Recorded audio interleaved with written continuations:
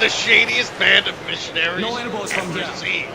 Well, the missionary misfit himself, Cal the Kraken. And look at the height difference. That's a little bit of an unspoken thing here.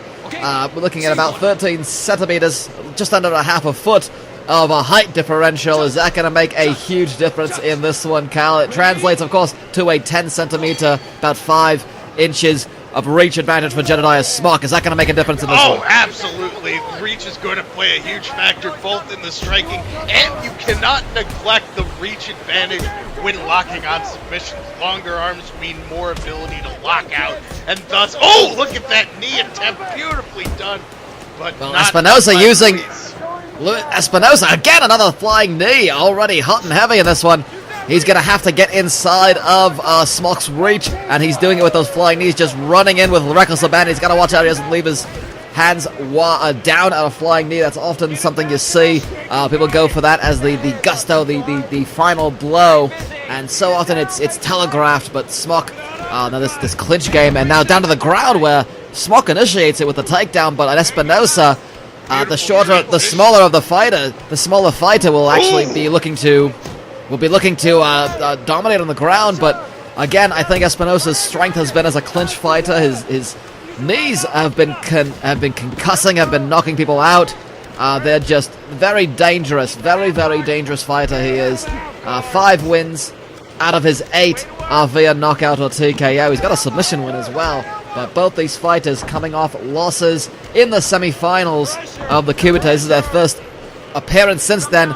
These are respectively tied for 3rd place in the 83 kilogram KUMITE tournament, and Smock is on top. This is bad news for Espinoza. Oh yes it is. I mean, honestly, all he has to do right now is he's got to pyramid up and try and force it back into maybe a half guard or even a side mount. He does not want to take it. He does not want to take the full extended reach of those punches.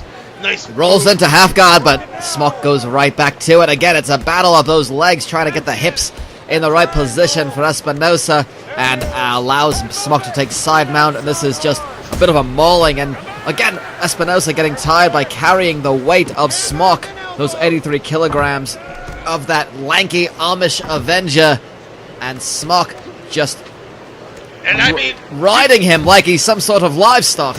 I mean, Jedidiah, he does not walk around close to 83 kilos at all. I mean, when he's back on the farm doing all the barn raising, milking the cows, and being up at 5 a.m., I mean, he can be up to 120 kilos at one point. He does an amazing weight cut regimen that consists of raising barns constantly for 3 days straight, and a lot of penance as well. I think Jedidiah Smock will not undercut the importance of prayer in his weight cut.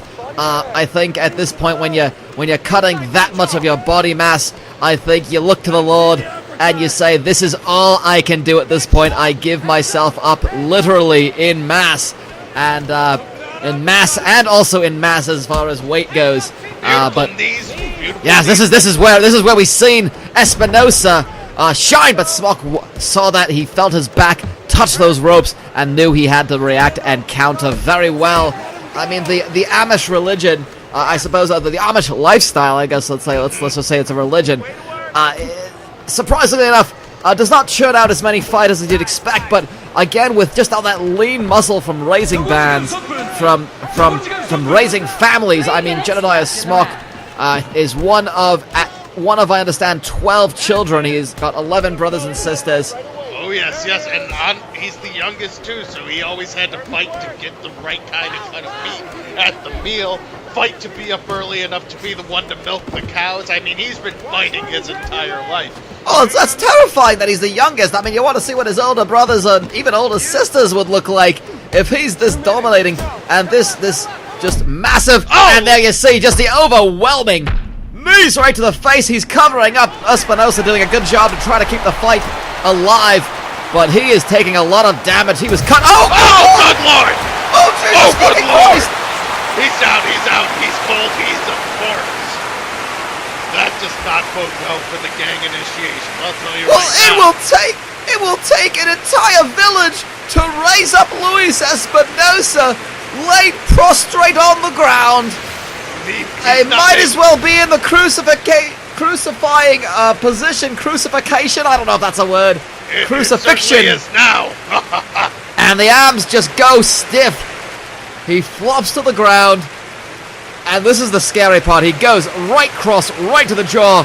He flops, and then the arms go stiff immediately, and that's a couple of extra punches. And you gotta look at the twitching right there. That little twitch right after he falls to the ground. There is so certainly brain damage.